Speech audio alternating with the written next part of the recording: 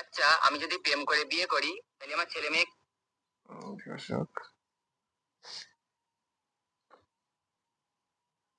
তুই চালু করার পর কি বলবে? হ্যাঁ। ছি, বাবা প্রেম করছে। তুই মোবাইল নিয়ে রেকর্ডিং চালু করার পর তবে ইটা চালু করবি। গানটা